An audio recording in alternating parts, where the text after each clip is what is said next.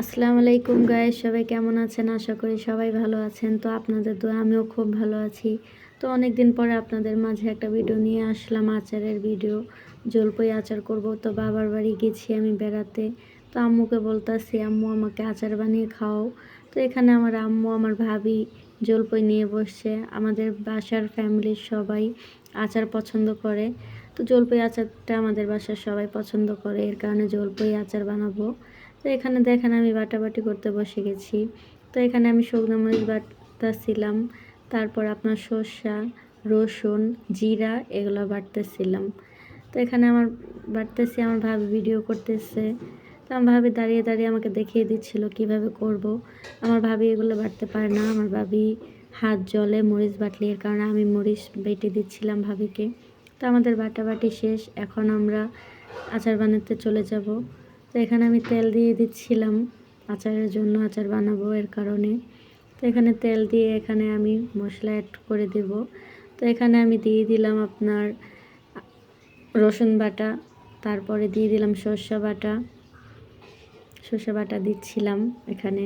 আমার ভাবি আমাকে বলে বলে দিচ্ছে কতটুকু কী দিব। তো এখানে আমি 2 পদের আচার বানাবো, তো এর কারণে অল্প অল্প করে পরিমাণ মতো দিচ্ছিলাম।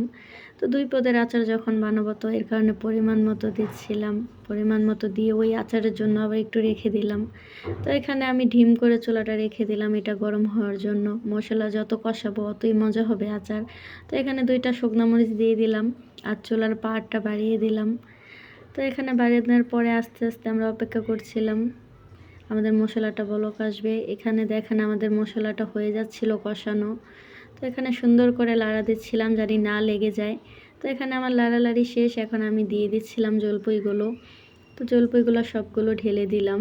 তো আমার 2 পদের আচার বানাবো, তো 1 পদের জন্য রেখে দিয়েছি আগেই, ওগুলো সিদ্ধ দিয়ে দিচ্ছিলাম অন্য চুলায়। তো এখানে আমি এইগুলো আলাম বানাবো, তো এইগুলো এখানে দিয়ে দিলাম। তো এখন আমি লাড়া দিব আস্তে আস্তে, নিচের থেকে সব মশলা জানি উপরে উঠে আসে।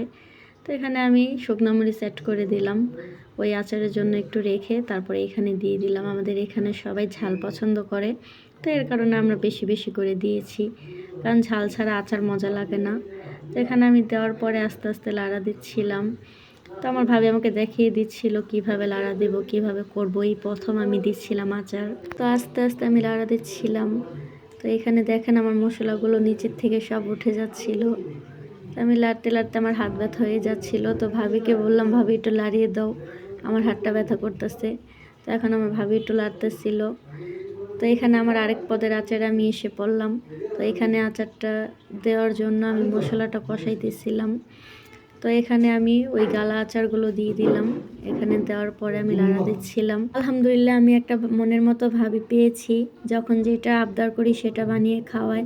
তো আমার ভাবি আমাকে দেখিয়ে দিচ্ছিল এইভাবে এইভাবে করতে হবে।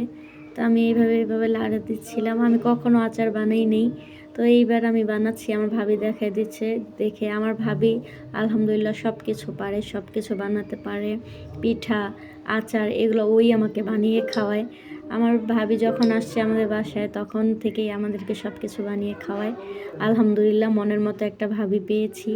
তো গাইস আমার আচারটা আস্তে আস্তে হয়ে যাচ্ছিল। তো গাইস আপনারা দেখেন কি সুন্দর একটা কালার আসছিল। আমার মন চাইতেছিল আমি এখন একটু খাই, কারণ আমার একটু ঠান্ডা লেগেছে। তো ঠান্ডা লাগলে একটু ঝালঝালি ভালো লাগে, এর কারণে দেখেন আমার আচারটা হয়ে গেছে। তো আপনাদের কার কীরকম লাগছে আমাকে আপনারা মেসেজ দিয়ে বলবেন।